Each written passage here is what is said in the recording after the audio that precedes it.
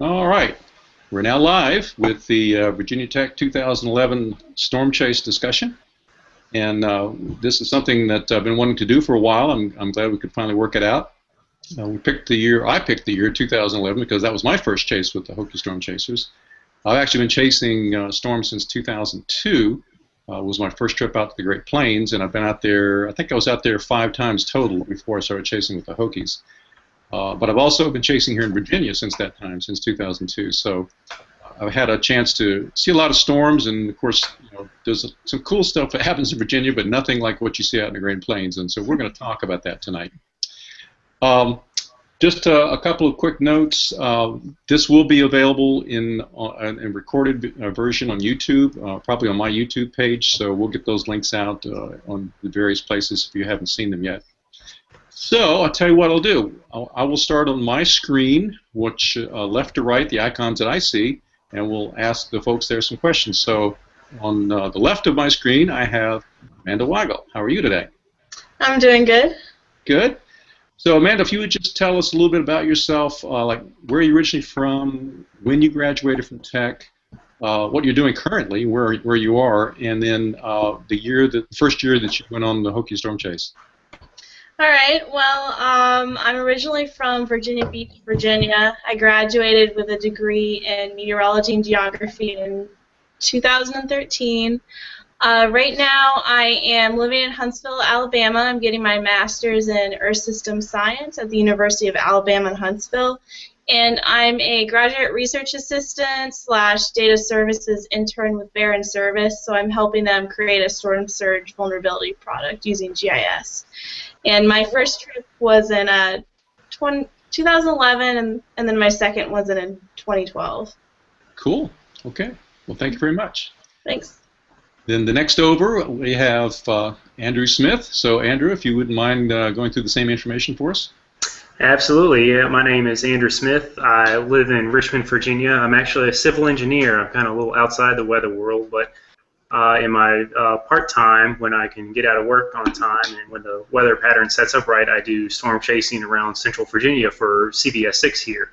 So whenever a severe weather situation sets up around in their viewing area, they call me up and they have a couple other people on call, and we go out and try to provide real-time video to the station and try to provide live updates that Doppler radar can't really provide, and try to get the most up-to-date information to the studio to get out to the general public. So this is the first year they've done it.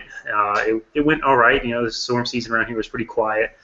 I didn't have a whole lot of chases, opportunities to get out there, but when they arose, we got out there, and I think Zach Daniels, the head meteorologist there, was pretty pleased with it all. Good. And who do you have to thank or blame for that, getting your name to Zach?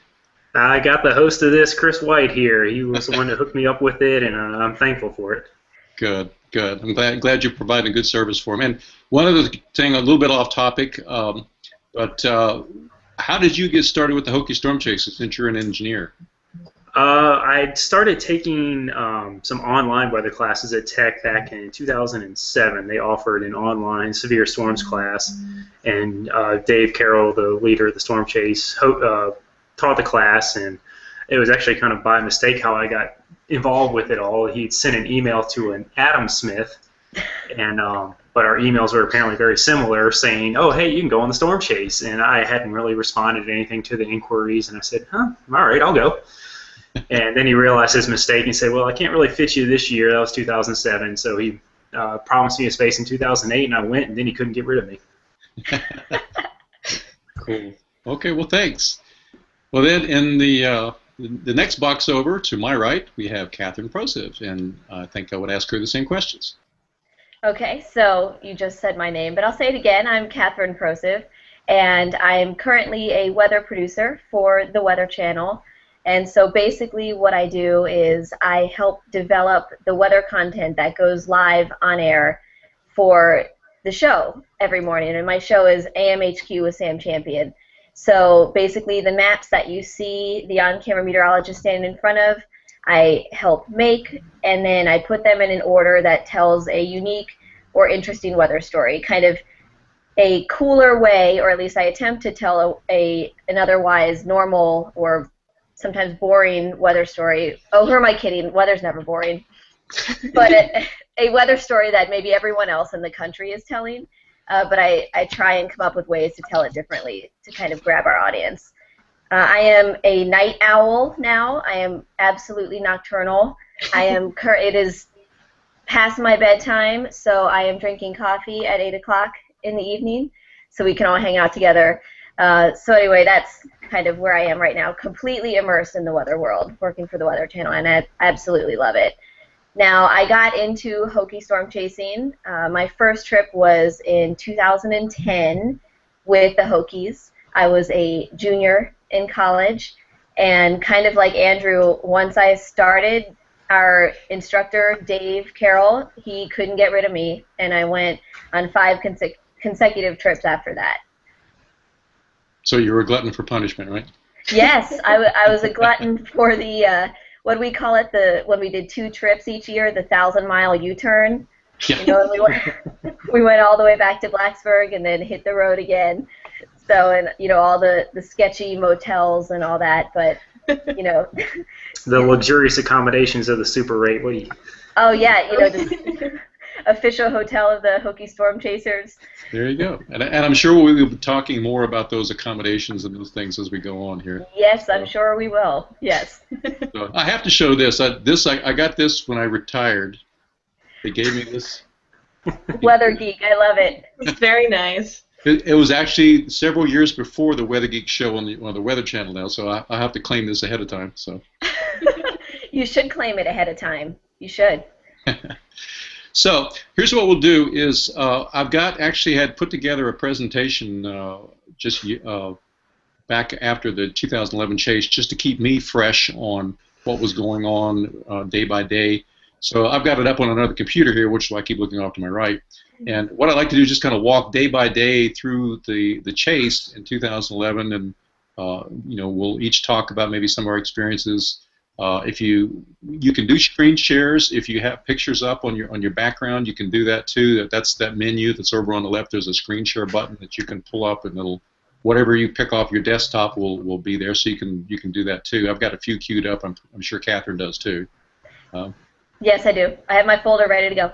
Yeah, we cheated. We did a practice hangout last night together. So I've got some ready to go. Whether I'll actually get them to show up or not, that'll be another story. But gotcha. Hopefully. Gotcha. Chris also knows that I've got my weather wall that I call it back here. Those are all storm chase pictures. I'm sure Amanda and Andrew, you recognize some. And I'm Andrew, drooling. Yeah, you're drooling. We got the wall cloud. We got all kinds of good stuff. And I see right over Andrew's shoulder, we've got our Faith, South Dakota. Yep, that's actually a painting that my aunt did of that one spot where the horses were. She took that picture. Yep. She actually made it better because she took the good picture with the power lines in it and the other picture with the house in it and morphed them, got rid of the power lines, and yes. It's a pretty awesome combination of the two. You know, I'm Perfect. definitely still jealous of that trip because since 2010 we have not had a picturesque tornado at all. Yeah, I've noticed how the pattern since then has just changed drastically in the May months. That just hasn't been conducive for the big outbreaks that we saw before then. Right. Now, we saw some cool stuff, don't get me wrong, you know, every year, but nothing picturesque like those South Dakota tornadoes you guys saw. Right. Yep. We got lucky in 2010, that's for sure, and especially after 2009, which was like the worst, driest year ever for storms and tornadoes. 2009 was an absolute disaster out there. It's just we couldn't even buy a shower on that trip. Well, is this showing up on the screen? Yes, I can see the crew. Okay, this is the crew for 2011. Got Catherine and Andrew right in the middle, and then actually and Amanda's right in the middle. So you guys are right square in the middle there. It's perfect. It's perfect. And you can see the vans kind of in the background with the one mesonet that we took out there. This was actually the first trip that we took a mesonet out with us. It was a mobile mesonet. It was the prototype, I guess it was. Yep. So I was driving that van, and what was our nickname for that van, Catherine? This van? The only one that had a mesonet on it? Oh, the sexy van. Yeah. Yes, that's right. Because everyone was always taking pictures of the van that Amanda and I were in, and so we call it the sexy van. No one cared about the other van that didn't have the mezzanette on it. Exactly. So. That's right. Oh my gosh, I had forgotten about that. That's great. So hey, I just going through this briefing, was looking at the dates for 2011. That Friday and Saturday before we left, May 13th and 14th, I remember helping Dave a little bit with getting the vans all set up and mounting the one mezzanette up and putting the antennas in. So I know we were all queued up for that one. And then May 15th was our first day. Here we go. We left Blacksburg. We usually typically Blacksburg about 9 o'clock in the morning. That's pretty typical, right? Yeah, Yeah, that was that's about right. the average. Yeah. Yeah, so we'll all meet there, pile into the vans, and kind of get to know each other on the way out. And that first day, we rolled all the way to Forest City, Arkansas, which is, as my numbers have here, was like 672 miles. I remember that. I think being one of the longest day ones, if I'm not mistaken. Between that and 2010 went from Blacksburg to I think actually Forest City. But we also started at noon because I was a fire drill getting the vans ready that day. We weren't ready to go. Gotcha. No, they weren't ready to go. I remember that. Gotcha. So yeah, and that's one thing, and we will talk about that as we go a little bit. Maybe to talk some overall reactions to the chase. But a lot of the chase involves being on the road and doing like on the road analysis, checking weather models, obviously talking to each other in the van and then back and forth between the vans on the radios. There's a lot of time spent just looking at the countryside. So, I think folks that may be watching this need to understand that this storm chase is not, you don't see storms every minute of the day, And like I've said, I think I've made the comment to a couple of groups that storm chasing is kind of like the saying I've heard about sailing. It's hours and hours of boredom punctuated by minutes of sheer terror. Well, 2011 started right out the gate where it had been such an active season. When we left, there had been a tornado down in Glade Springs, Virginia on 81, and we went right through where the damage had occurred on that. So, going right through that kind of, set the tone right away for how real, severe weather and tornadoes can be by seeing the damage that close to home in a place that very seldom sees that kind of action. Yep. You mean they actually have tornadoes in mountains? Oh, are we going to go there at some point tonight? I'm sure we will. If we don't go too late, we will, yeah. And I will add, when we were talking about, day one, I feel like, and I would always tell the newbies, the rookies, before that first day out, I'd say, okay, day one, it's really going to test who is roadworthy, because that's the day, especially if we're planning on chasing day two somewhere out in the plains.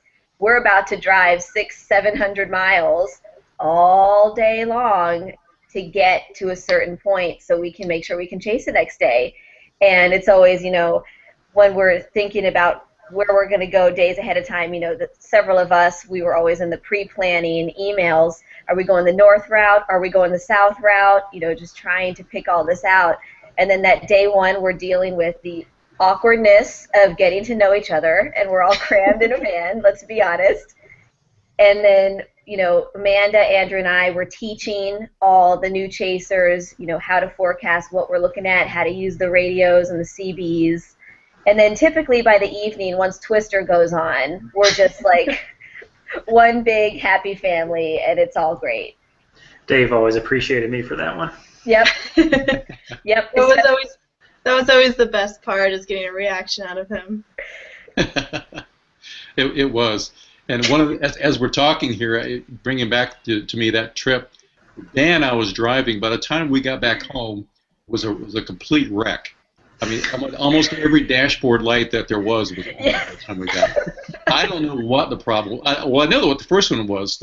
We hadn't been gone a half an hour, 30 minutes out of Blacksburg, and I get the brake light comes on. There's something wrong with the brakes. Yep. We pull off. No, I'm sorry. It wasn't the brakes. It was the tire pressure. Yeah, that's right. So we stopped at a place, and nobody didn't have a tire pressure gauge, so we stopped and bought one, checked them all. They were fine. Yep. Rolled down the road another half an hour. They came back on again. So I finally had to dip into my Navy background and realize that these vans, I think this was the first year that we had used, or the Chase had used vans that were 2008 or later.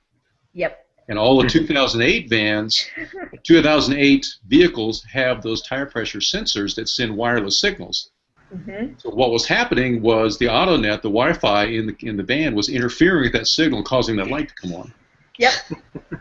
Yep. That was right out of the bat, you know. And then That was a good start. Then I had the brake lights come on later on. Yeah, I think they must. I hope they turned that van in and just redid the whole thing by the time we got there. Now, whose van completely shut off? Remember, we were on the West Virginia Turnpike coming home. We had like 2 hours to go, and someone's van, we're on that windy highway, just like shut down for a minute. Yeah, I vaguely remember that. Of course, those vans, you get an uphill, and it was pedal to the metal, and you were going 45 miles an hour. Yeah, you can't hear yourself think, you know, because. Yes. So I don't think that was my van. Maybe that was Dave's van that did that one. It Yeah, might have That been. sounds like Dave. So, well, anyway, that was day one. Day two Yep. was May 16th. We started out in Forest City, Arkansas, and we made it all the way to Shamrock, Texas, which is in the Panhandle. Shamrock. Yep. And remember The Irish Inn. What was that hotel? the Irish? The Irish Inn. Yeah, that was the one. Hey, Andrew, was that the one that you had to get on your knees to take a shower because the shower head was so low? I think half the hotels I stayed in out there, I had to bend down to get in the showers. They were not built for guys like me and Dan. I mean, Amanda and I didn't have any problems. I wasn't. Amanda, Oh, yeah. I wasn't going to go there. I beat you to it with the short jokes. Amanda and I, we were never crammed in those vans. Very spacious. Yeah, the vans were very spacious. Oh, yeah, spacious. That was the key word I was looking for. Yeah, Andrew's knees are jammed up against the seat, and he's still making short jokes to Amanda and I. You know, it's like, okay, you keep making those jokes. Yeah, just don't scoot the seat back, right? Yeah. Yeah. So, well, and then we had our first hopeful chase day was the next day, May 17th. We started out in the Panhandle there at Shamrock, and as I've got in my notes, we originally had targeted Springfield, Colorado, which is in the eastern sections of Colorado. It's nice open spaces. I think we re-looked at that and wound up in Hugoton, Kansas, because when we got over to the Springfield region or vicinity, we realized we had pushed west of the dry line. Remember that? Yep. Yep. Was that the day we were playing with the dry line, and when we got out of the van, when we were behind it, we could shock each other, and we were shocking the van? That's what I thought. I remember watching the clouds in the sky, seeing exactly where it cut off. Yeah, that's pretty awesome to see that, isn't it? Yeah. So, yeah, I mean, you can look at everything you can look at on screens, you know, on computer screens. You can look at surface obs, you can look at satellite, but to actually be there and you can actually see that edge right there, that tells you, I think we're on the wrong side. In fact, I think, let me hit screen share here, and here's the picture I have of the dry line. Can you guys see it? Yeah. Mm-hmm. So there it was, and we were like, oh no, we have to get on the other side of that. Yeah. And that's one of the values, as we were talking earlier about having Wi-Fi in the vans, for the students to use not just their phones, but to flip open their computers and actually look at surface obs, because we were going, our targets are all done by modeling. You know, we check the models, we make the decision where we're going, but then you start looking at what's really going on. And a lot of times the observation of what's really happening is not matching up to the timing in the models, and that's what happened that day. The dry line had surged east faster than everybody thought it did. 2009 had the same situation in Texas, and as desperate as we were for storms that year, we were west of, kind of northwest of Dallas, and we got out of the vans. First thing I said was, it's way too dry out here. There's not a cloud in the sky. We've gone too far. Yeah.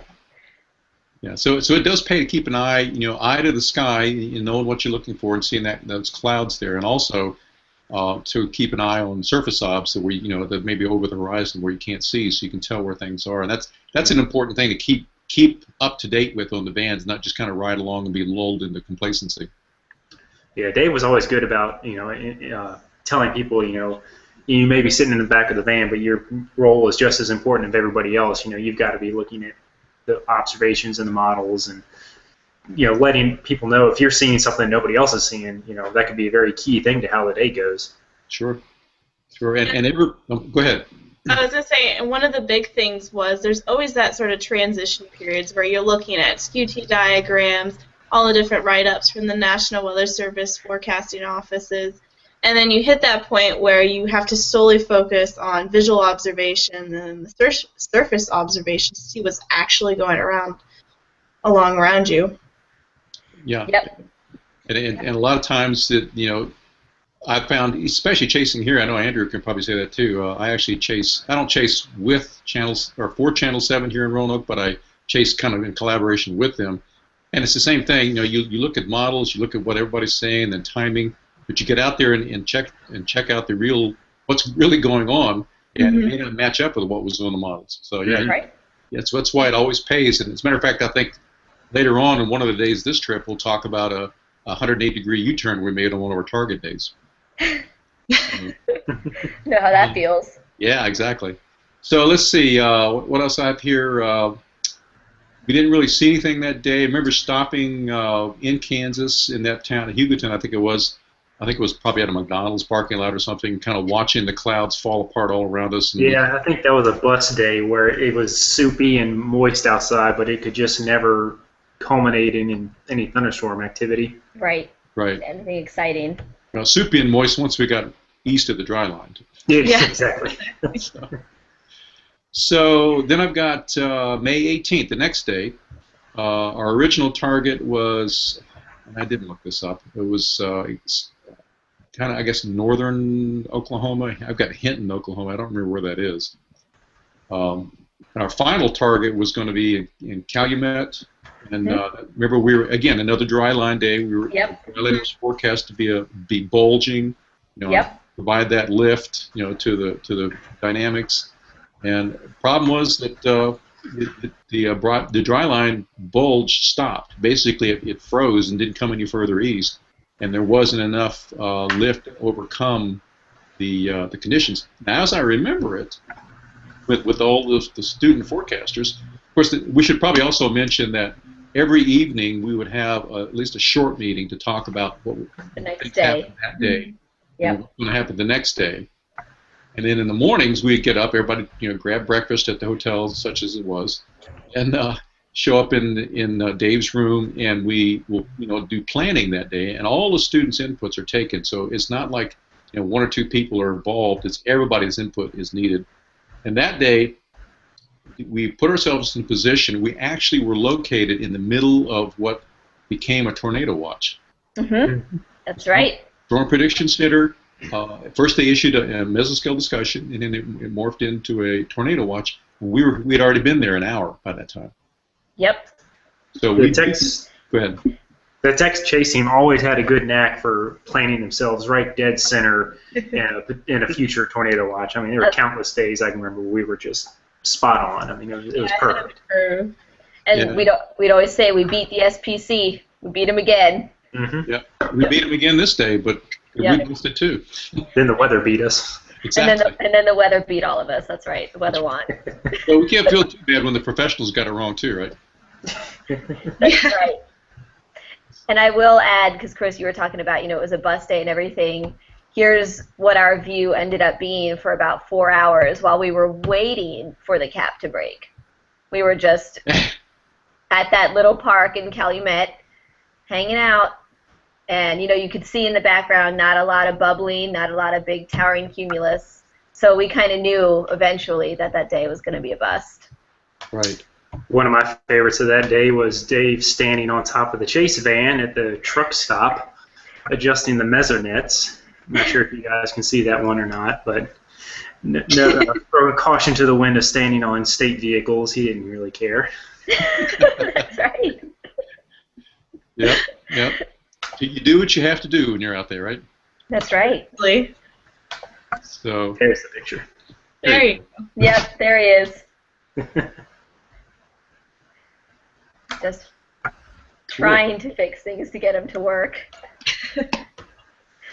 All right. Well, the next day was May 19th. Was really our first successful chase day where we actually saw stuff. Our original target was in the, I don't know if we actually picked a specific location, but it wound up being between Pratt and Hutchinson, Kansas, kind of that axis there. Pratt. This was also the day we started off going through Waukeeta, Oklahoma, against Dave's Every Dying Wish. Yep. Okay, Andrew, are you going to show the picture, or am I going to show the picture with the Waukeeta? I will give you that honor. You can go right ahead. I had mine queued up here, a picture that... Oh, I've got countless pictures of that water tower. Oh, me too. Me too. And then looking into the Twister Movie Museum. Yes, the Twister Movie Museum. Who's got that one? Hold up. I got it.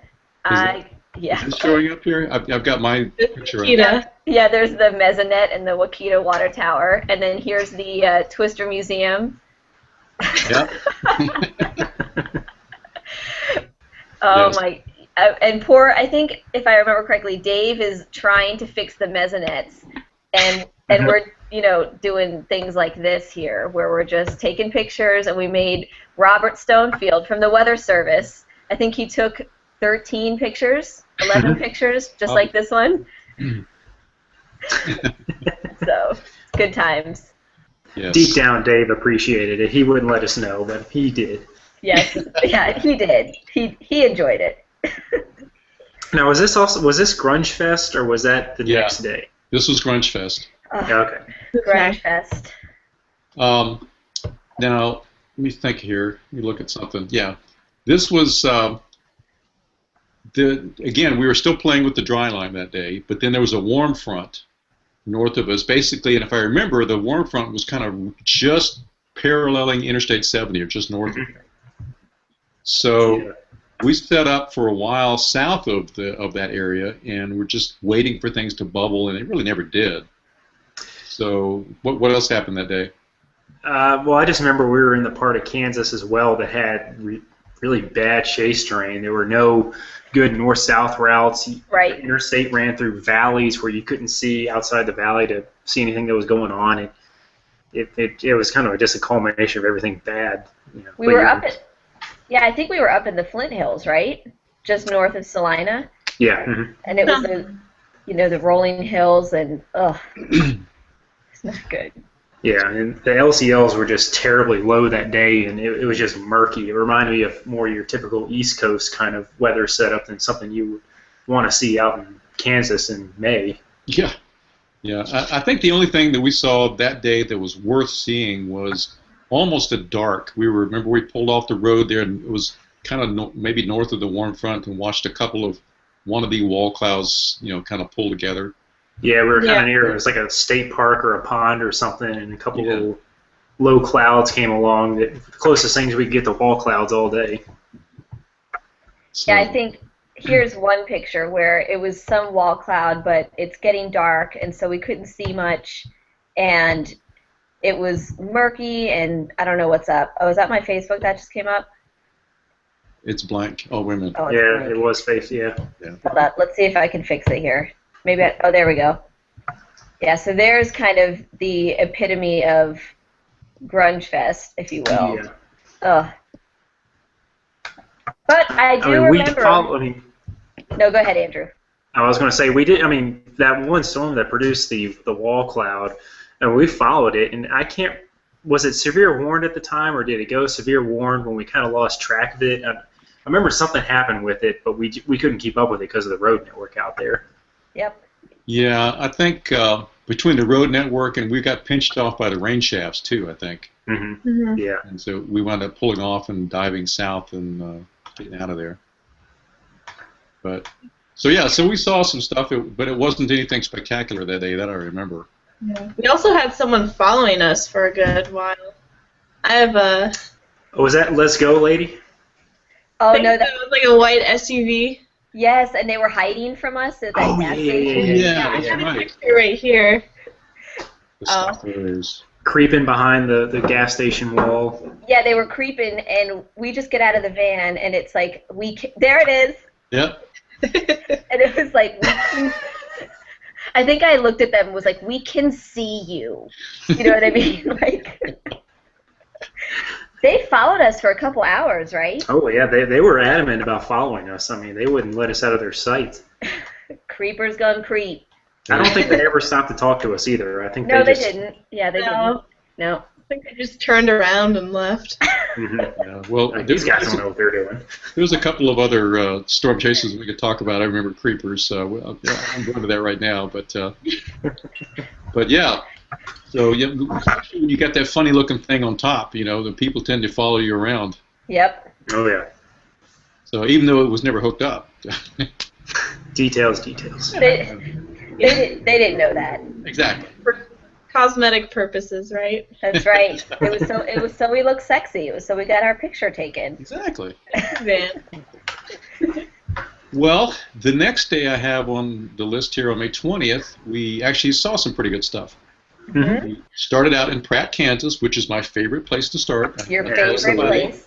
Do you have a T-shirt yet? No, but I need to get one next time I go there. Yeah, you do. If you put a pin in the map and draw circles, 50-mile radius, somewhere in there on any given day, you're going to find a good Pratt. storm. Yep. Yep. So, of course, Kevin Meyer disagrees with me. He'd rather go to Waukene, but that's all right. I know. That's my vote. It's okay. Mine's Pierre, South Dakota. So Okay. we all have different spots. Right. Well, I'd rather chase South Dakota anyway, but Yeah. I hadn't been up there with the Hokies yet. So, well, that day we chased around Pratt in Greensburg too. We started actually near Greensburg. Yep. Yeah, just west of Greensburg, if I recall. Right, watching some stuff go up, and there was we were playing with that day both a dry line and a cold front, Pacific front coming across. Mm-hmm. And if I remember right, that was a really very narrow warm sector where things were happening. Yep. And we're talking something that was maybe 50 miles wide. Yep. So that was just kind of unique. And I've got one of my notes here. I've got that we had limited shears, so we didn't quite have enough to drop a tornado. But one of my firsts on that chase was, remember there, I think it was west of Greensburg. We were standing out in the field watching that wall cloud spin up when we got RFD'd. Yes. That was wicked. Well, that was the first time I'd ever had that happen. Had the RFD gust front just come through and just knock us, from the side. Yep. And the interesting thing about that was the air was so cold. And I remember Dave saying, he's like, you can just feel that this isn't going to turn into a tornado. Mm-hmm. Right. That's right, Amanda. He did say that. Mm-hmm. Yeah, cold outflow winds usually is not your friend when you're looking for anything tornadic. So. One thing I do remember from that storm, it had that nice green color. We had some awesome rain and hail shafts. Yeah. And I remember this picture. There's Andrew. Andrew goes, someone should point epically into this storm. And so I said, Epic rain shafts. yeah, for the epic rain shaft. And I said, okay, do it. And so I took a picture of Andrew. Doing my best Reed Timmer there. That's right. Yeah, you're dominating. Oh. Now the only thing that would have made it better is if you screamed, "It's happening! It's happening!" Oh goodness.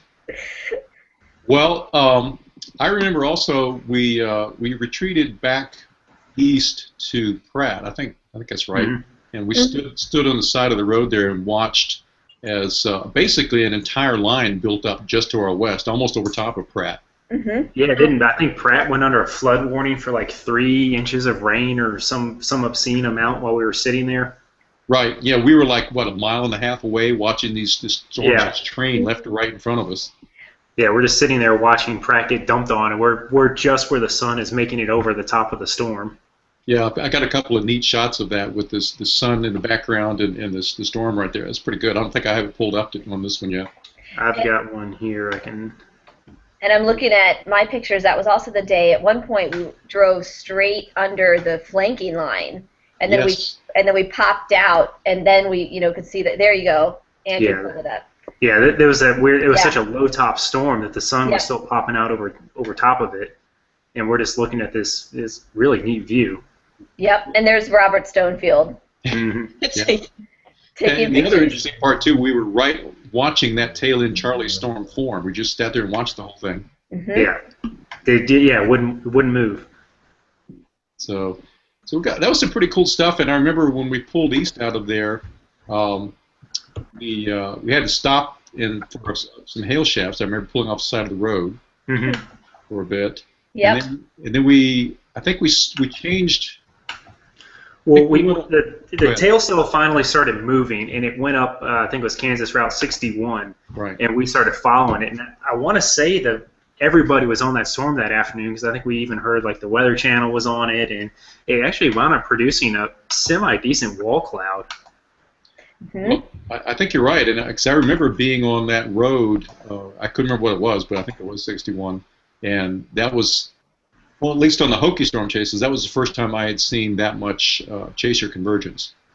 Yeah, there was a lot of people because it was a northeast-oriented road, and the storm was moving that way when it finally started moving. So it was a perfect road to just stay on and have the storm just parallel you right on up it. Right, right. And then we found that one road, that dirt road south Yes. of there. Just sat there and watched the sunset for what, 45 minutes? And At here, least. yep, and there you go. I remember we watched the sun set below the wall cloud of Yes. the storm, and it was, remember, it was crawling at like 6 or 7 miles per hour, the storm, and we said we could walk chase it. Yeah. Yeah, I've got a picture here of Chris actually looking into the storm. Oh, is it an epic point? Oh, that's epic. To the show, yeah. Oh, yeah. Sunset and everything.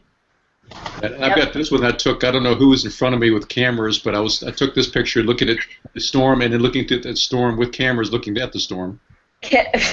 Picture, it's a picture of a picture. Yeah, something like that. Photo inception. I'll take your picture of a picture and add one of my own. There you go. Oh, cool. Oh, cool. So that was a nice end to a good chase day. Yeah, Yes. it In my was. opinion. Yeah. Yes, because we sat there. Well, that view that I took, and then the other views that we were taking was probably a total of about an hour or so. Because that storm wasn't moving very fast. No, that was the storm chase you day, and you didn't have to move. You know, those are the nice storm chase days. I think we had cell movement of maybe 10 or 15 knots. That's about it. Mm-hmm. So cool. Yeah. Well, now we get into the interesting part of the chase, the very productive parts. May 21st. Yep. Now, originally that day, this was the 180-degree U-turn day. We originally were going to, our target was El Dorado, Kansas, which was south of where we were. Okay. Where did we stay that night? Were we in Salina? I think we were. We ate at that Cracker Barrel. I remember they kept it open for us. Yeah. So wherever that was. It might have been Salina or somewhere fairly close to there. Right. Yeah, because I think we actually made a big loop and wound up back there again. Well, it was Salina because we went down, what is that, Interstate 135 down toward Wichita. Yeah. And we were heading south. And again, this is for the new chasers, something that you have to keep in mind. One of the reasons why you continue to do your analysis as the day goes on. We had picked our target that morning, and we're heading south on Interstate 135 toward Wichita. Yep. And the new day ones came out.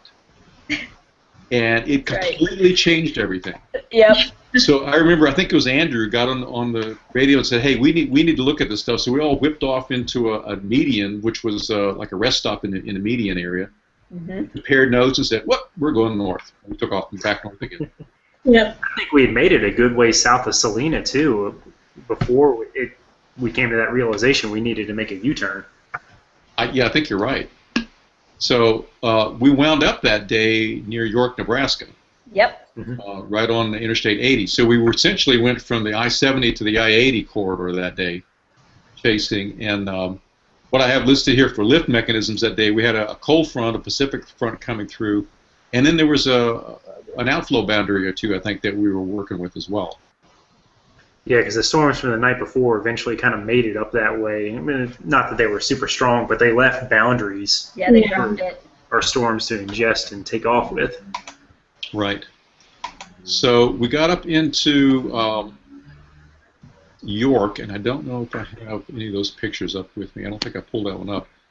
I've got one when Do you we remember the first wall cloud pulled into there? New York. Yeah. Yeah. Yeah, I've Those got are- the mean wall cloud. I think it's still one of the meanest I've ever seen. But It was like that low-hanging, dragging wall cloud. and everyone was thinking that it was a tornado when we were, when we were reading the Right. reports. Yep, here it is. Oh, I've got this one here. Oh, yeah, there you go. Yeah, that's right. We stopped in a gas station really quick when we saw that down, and we took off after it. Yeah, we did. And correct me if I'm wrong, but it was moving pretty fast. It was, yeah, because when we first saw it, it was west of, I think that was Route 81. And by the time we were done in the bathrooms, I mean, it was already a good chunk east. Right. Yep. But we were glad that we were along I-80, so we had the high-speed road, to try and get back ahead of it. Yeah, those storms, it's on a day like that, it's kind of neat when you just roll right into a chase where you're literally going up the road, and there's almost no stopping and waiting time. You're just going, and boom, you're at a storm, and you're following it. But it's also a curse because you've been going for 3 hours straight. Those bathrooms are mighty enticing, but you also have a nice wall cloud right in front of you. Well, and that was one of the values of only having 2 vans and only 12 bladders to worry about. So. Yeah. Yep, that's right. To this day, I have one of the strongest bladders at work. And everyone is always like, how have you not had to go to the bathroom? And I'm like, oh, I've had to go to the bathroom. I just know how to hold it. Yeah. I'm just used to being able to hold it. And I have storm chasing to thank for that. Another tip for the storm chasers, right, Catherine? Yes, another tip for the storm chasers. And of course, for old guys like me, I just have to cut back on my coffee intake in the mornings. Yep, cut back on that and just be prepared to be perpetually dehydrated. Yep. So you don't have to go to the bathroom all the time.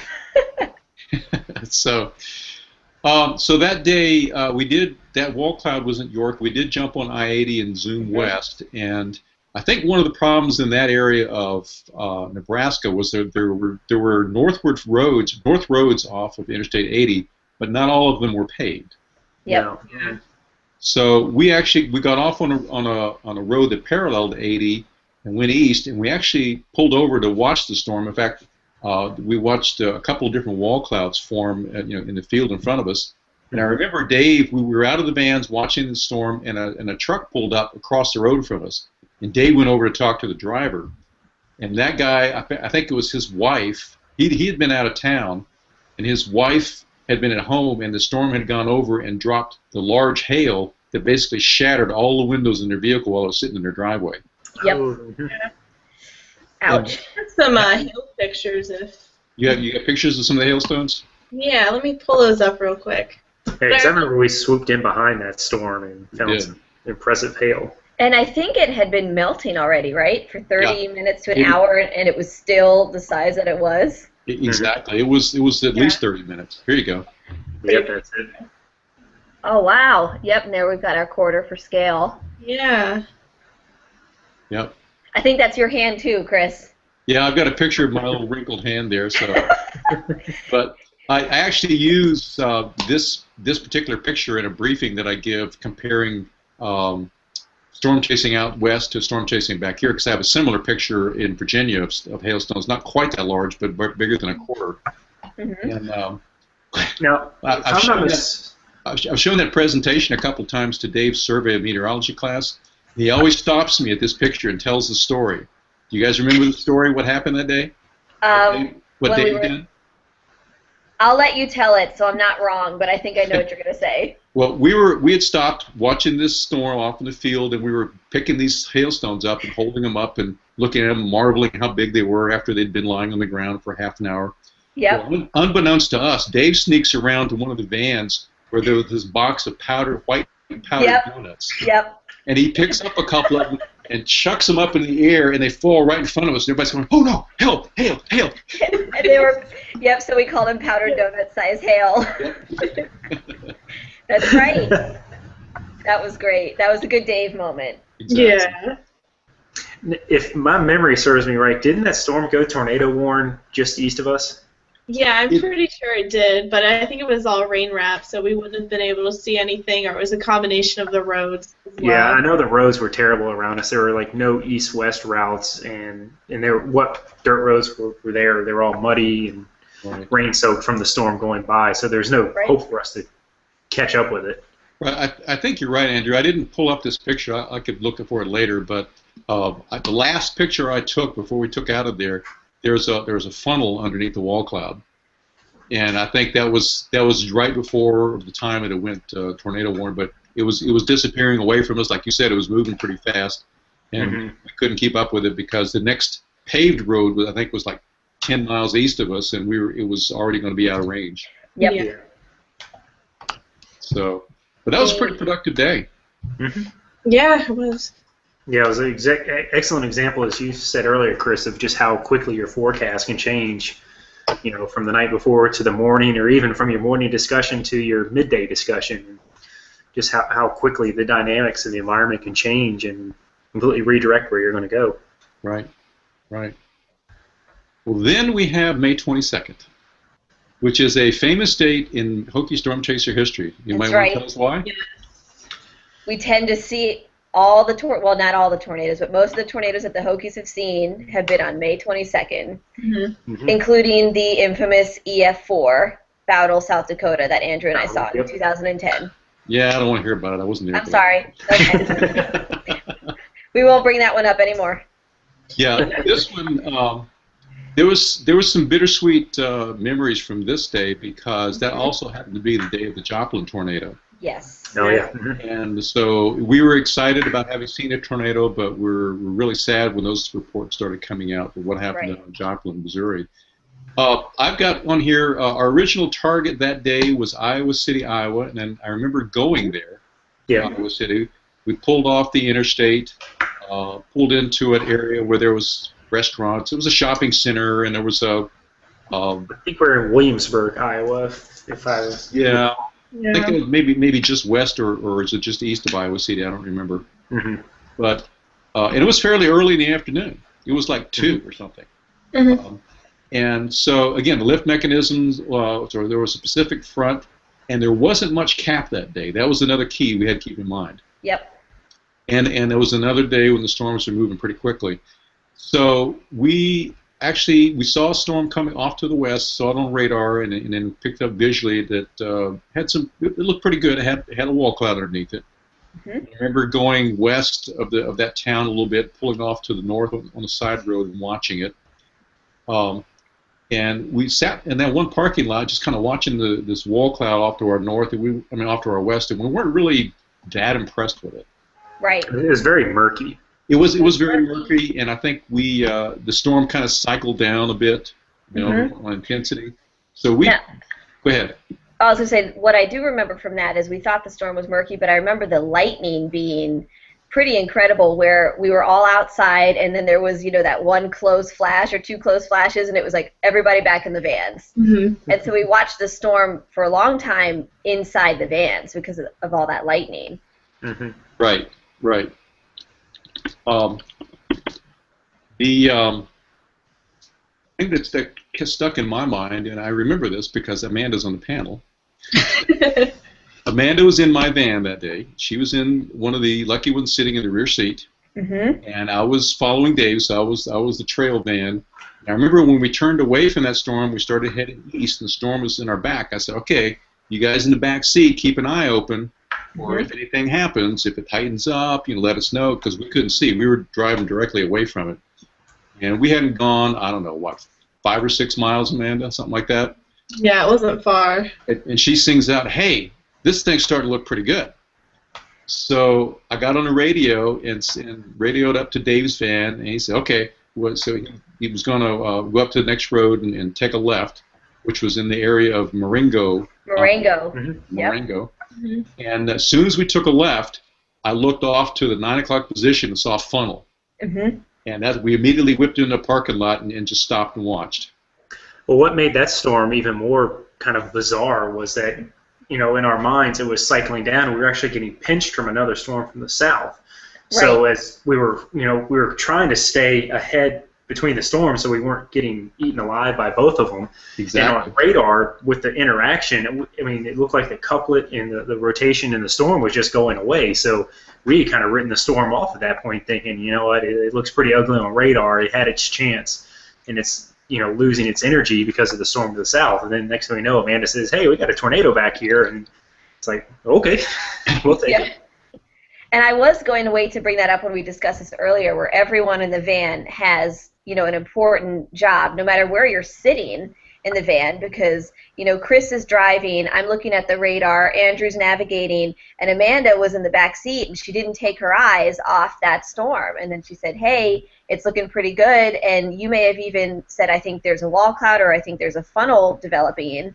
And then we all saw it right away, and it turned into this. And remember, we saw it hit something. We saw the debris come up. Yeah. Right. And even when we were standing in that parking lot, it didn't even really feel like a typical tornado intercept because it was pouring down rain on top of us, and it was kind of a cool rain.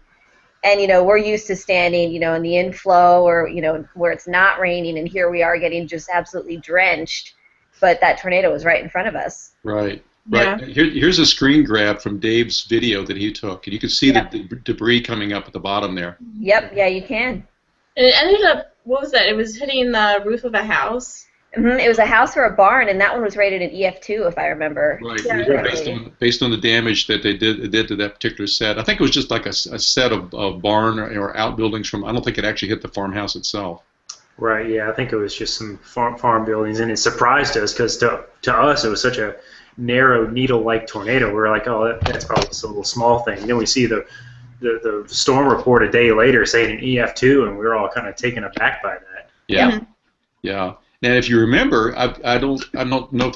Will not try the video clip. I'm not that brave to try it yet.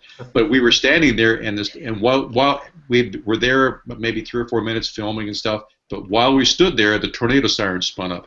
Yep. Mm-hmm. And That's we were right. right next to them, I think. Pretty close. Yep. So here we are watching a tornado, and we've been watching it for 3 or 4 minutes, and then the tornado siren spun up. And then the sirens finally go off, right? Right. Yep. It's a very eerie feeling actually standing there and hearing those sounds, just because, you know, for us, you know, it's such an unfamiliar sound. I guess, Amanda, being down in Alabama, do you guys have sirens down in Huntsville? Yeah, we actually, what was it, Monday of this week, there was a lot of active weather, and yes, tornado sirens went off then, and I had to go into the bathroom, because I actually live in a hilly area, so the visibility is really poor. Yep. Mm-hmm. So, you know, if something happens, you just always go, because this area, northern Alabama, has a really volatile tornado history. Right. Yep. And Andrew, we have them down here because, Amanda, Monday was your day for severe.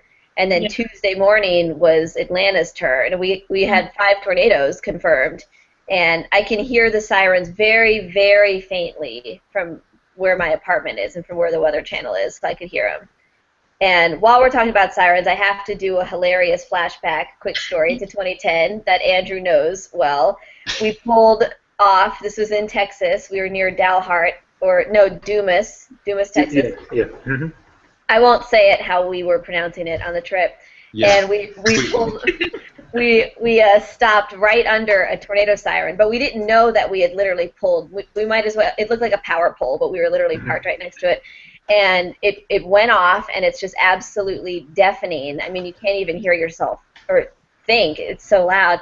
And this was our first chase day, Andrew. We had just gotten the lecture from Dave and Kevin, like, if one of us says get in the van, everybody get in the nearest van because we're in danger, we need to get out of there. So we're on someone's driveway, and I guess Dave, like, mouths to Kevin, the other driver, I'm going to move the van. And that, you know, gets muddied and not being able to hear anything with the siren. So someone thinks Dave says, get in the van. And I don't know who, but it was this blood-curdling, get in the van. And everyone just jumped in the nearest van, only for them to move about 5 feet. That might have been my responsibility, but I won't take I full see responsibility. and I think Andrew is to blame. Yes. I'm Yeah. pretty sure, Andrew, you were the get in the van. And I looked over, and I have never seen people run so fast. And I think one van, you know, they all go to the nearest van, so one van had like 8 people jammed in it, and the other van had like 3. You know, it Yeah, was, we go 5 feet. and we just moved 5 feet, and then we'd all get out, and everybody's like, I don't know what just happened, but I guess we're okay. Well, we had that happen this year. We'll talk about that in another chase, but another session like this. But the 3 vans we were actually not far from Dumas. There you go.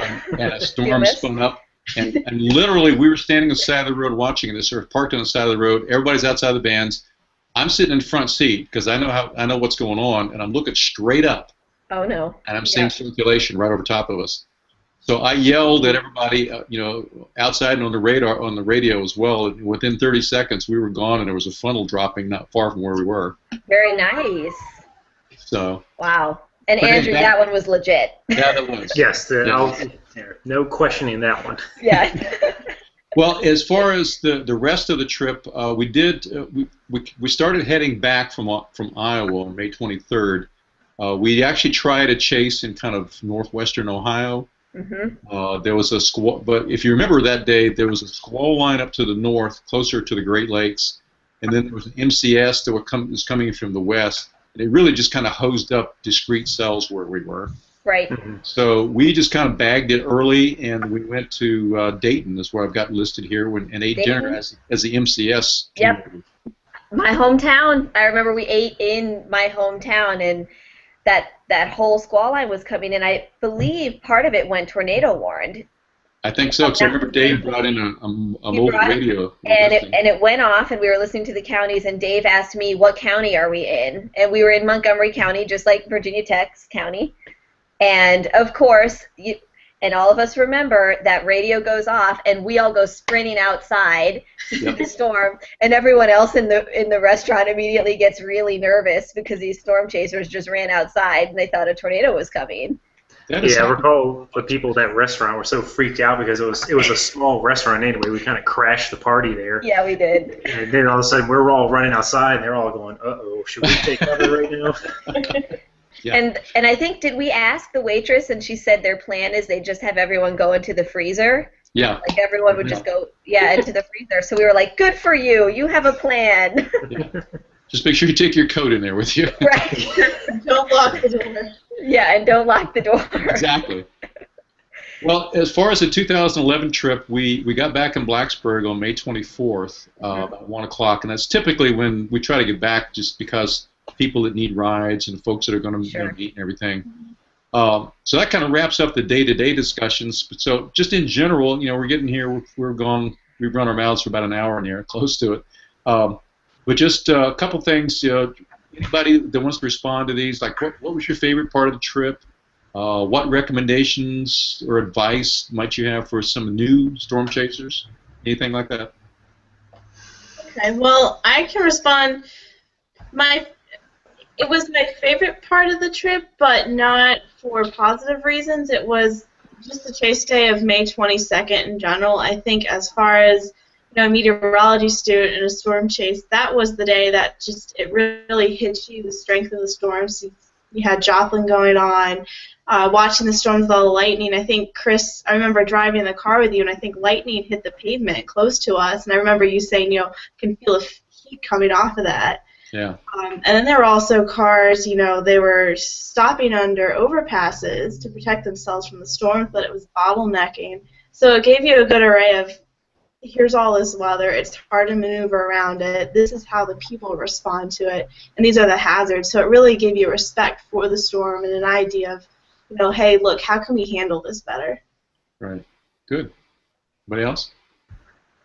Andrew, you want to go or you want me to go?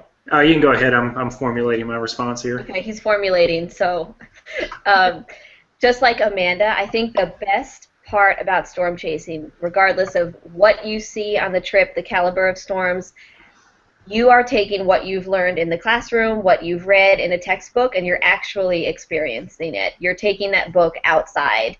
So, when Amanda was talking about the cold RFD winds, and you learn, okay, you really want that to be warm if the storm has the best chance of producing a tornado. We learned about, with the Marengo storm, that was an HP, or high precipitation supercell. We saw a bunch of those. So it's a constant learning process.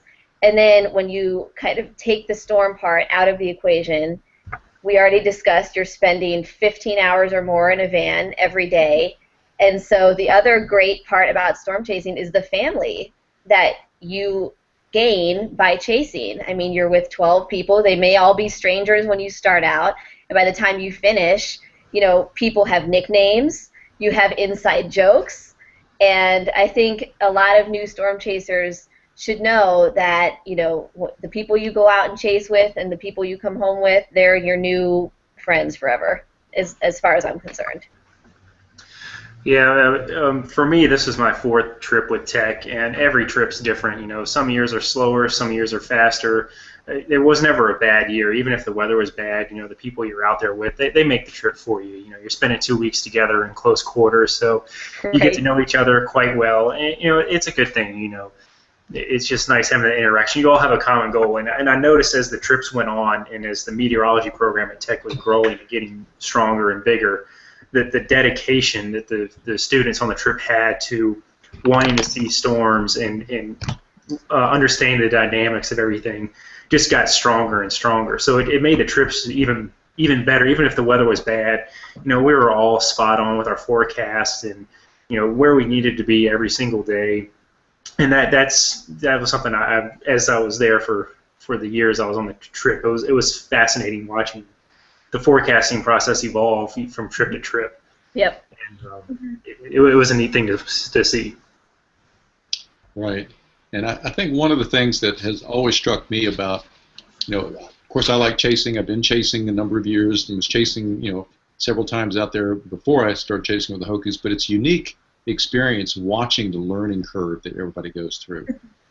And some of it has to do with sheer geography. Mm-hmm. You could look at models and maps and say, well, here's storms that are going to fire here this day, and here's storms going to fire here this day. Why don't you guys go chase all of them? And you realize that's like a 12-hour drive. Yeah. So, you have trade-offs. Sometimes you have a good setup here and a better setup here the next day. So, but you can't do both of them because of logistics. So, which one do you punt? Right.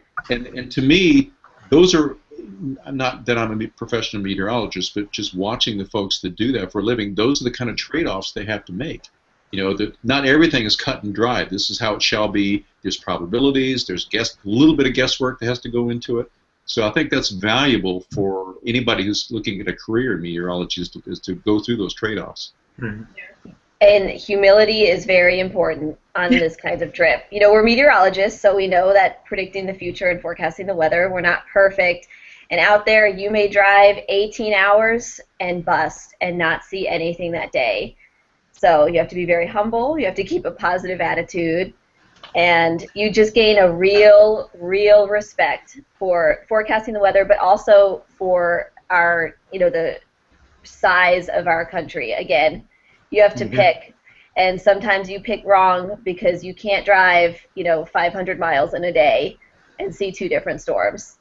So going on the topic of having to make these, decisions on one place versus the other, one of the biggest ones we had on the trips I was on in 2009, we were en route to southeastern Wyoming. We were in the western panhandle of Nebraska, and we stopped for an evaluation, and we came down to a decision.